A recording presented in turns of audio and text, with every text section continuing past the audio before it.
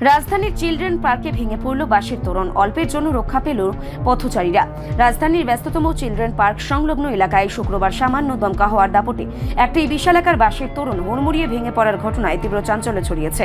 শুক্রবার বিকেলেরও আকস্মিক দুর্ঘটনার বড় ধরনের প্রাণহানির আশঙ্কা থাকলেও নেহাত ভাগ্যের জোরে রক্ষা পেয়েছেন ওই পথ দিয়ে যাতায়াতকারী শিশুসহ অসংখ্য পথচারী।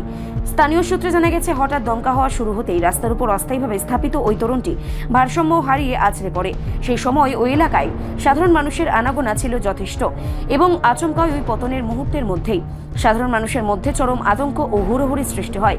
তবে সৌভাগ্যবশত তোরণটি সরাসরি কারোর গায়ের ওপর না পড়ায় বড় কোনো চোট বা হতাহতের খবর মেলেনি। এই অনভিপ্রেত ঘটনার পরেই প্রশাসনের গাফিলতি নিয়ে সরব হয়েছেন স্থানীয় বাসিন্দা ও পথচারীরা।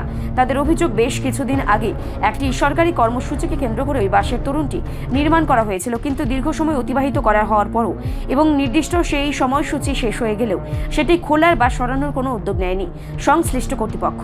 দিনের পর দিন রোদ বৃষ্টিতে ভিজে তোরণটির পরিকাঠামো দুর্বল হয়ে পড়েছিল, যার ফলস্বরূপ সামান্য হাওয়ার ঝাপটাতেই তা ভেঙে পড়ে। এলাকাবাসীর দাবি, ব্যস্ত রাস্তার পাশে এই ধরনের বিপজ্জনক কাঠামো ফেলে রাখা প্রশাসনের চরম দায়িত্বজ্ঞানহীনতার বহিঃপ্রকাশ।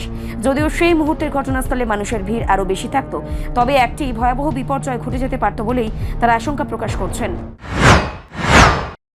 আমি একটু আগে গেছি, তখনই পড়ছে, খুব বাজে অবস্থা। এইগুলি কেন যে এইগুলি মেনটেন করা হয় না ঠিকভাবে, লুক আফটার করা হয় না, এটাই তো বড় কথা। কি দেখছেন অ্যাকচুয়ালি এটা এগুলি তো অসাবধানতা না। এগুলি যে কবে প্রোগ্রাম শেষ সেগুলি অনুযায়ী, নট অনলি এটা এরকম অনেক জায়গাতেই এরকম রয়ে যায়। প্রোগ্রাম শেষ, প্রোগ্রামের সঙ্গে সঙ্গে যেই ভেন্ডাররা এগুলি করে তাদের সেইভাবেই তো এগুলি দেওয়া উচিত। যে প্রোগ্রাম শেষ এগুলি তো করতেই হয়, আজকালকার দিনে এগুলি করতেই হয়, বাট এগুলি থার্ড পার্টি ভেন্ডার যারা করে তাদের আগে থেকেই নোটিশ করা উচিত যে প্রোগ্রাম শেষ এত আওয়ার্সের মধ্যে যাতে এগুলিরে সরায় না হয়। যে কোনো দুর্ঘটনা হতে পারে। আজকে শিশু বাচ্চারা স্কুলের গাড়ি টাড়ি এগুলি যদি পাস হইতো তখন কী অবস্থা হতো। রিপোর্ট সংবাদ প্রতীক্ষা।